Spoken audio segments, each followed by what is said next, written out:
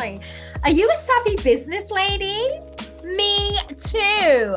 But whilst we're busy reading very highbrow financial information and investing in ourselves and our businesses in terms of coaching, accounting, software, bookkeeping, marketing, staff, etc., there's one area where we really don't consider how it can impact our business bottom line.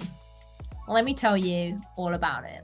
That's right, you've probably already guessed it. It's your wardrobe. Think of your wardrobe like an employee, whether you are an employer or not, whether you are working in someone else's business or you're in the corporate sector, whatever it is that you do, your wardrobe actually is working for you or not working for you. If you have an employee who doesn't do their work properly, who makes you feel like rubbish, who says stuff behind your back, you deal with that problem. If you have an employee who makes you feel really good, who supports you, who gives you everything that you need from them and more, you want more of that, right? You give them a promotion, you give them a pay rise, you try and get more people like them in your business. Think of your wardrobe and the clothes in your wardrobe in exactly the same way. So if you are rushing around in the morning and you're thinking, I've got a really important meeting, I've got no idea what to wear, nothing here suits me, nothing here fits me, it all makes me feel rubbish.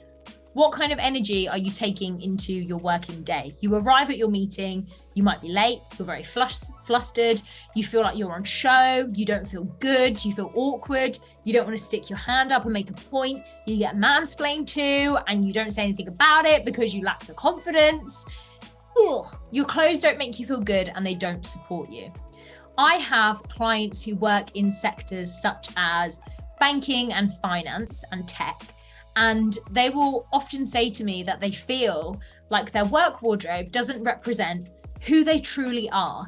And issues at work that happen to women are gonna happen anyway, like mansplaining, for example. I know that's a controversial term, okay? No one come at me. A lot of people don't like that term, but that is a term specifically that my clients use to describe the behavior that they feel that they're subjected to in the corporate world, being a woman, and they feel like that's going to happen.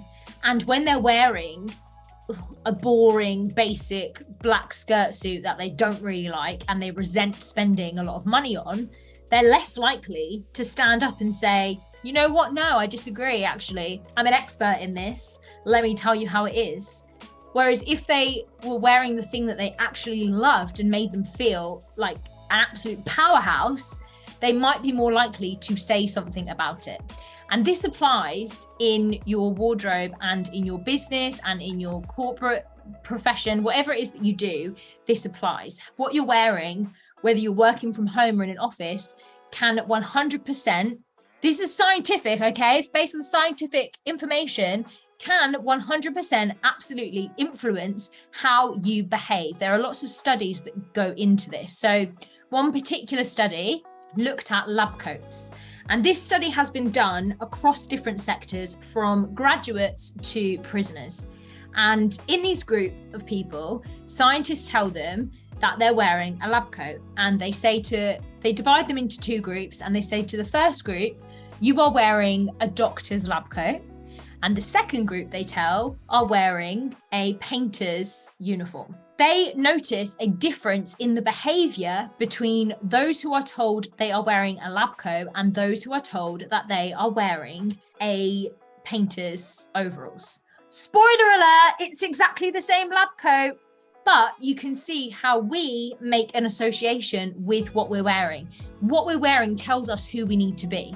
So that is why your wardrobe has an impact literally on your business bottom line, because if you're wearing something that makes you feel like you are a boss, like you are a CEO, you're going to embody the identity of a CEO. You're not going to take anyone's nonsense. You're not going to keep writing in your emails, oh, I'm so sorry to ask you to just do your job, which I know you've done. I do it too. I still do it now. We do this. We enact this kind of behavior, but wearing something that makes us feel like, you know what, I got this, is going to increase the chances of us not taking anyone's rubbish. Not today, Satan.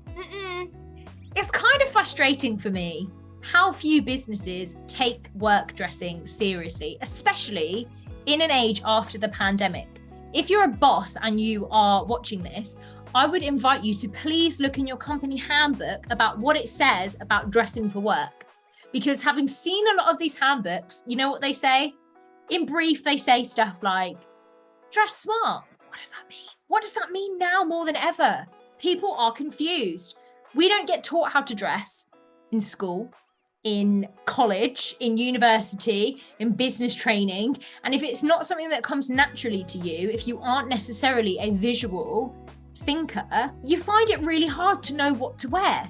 So it's frustrating for me working one-to-one privately with clients that they are doing this, they are investing in themselves so that they can be better for the business that you run. Give them what they want. Give them some training and what it is that they should be wearing to make them feel really good, to be able to go out there and smash their sales target and, you know, do the best ever job for your business, because you're employing them and they're employing their wardrobe, and their wardrobe is having an impact on your bottom line. There.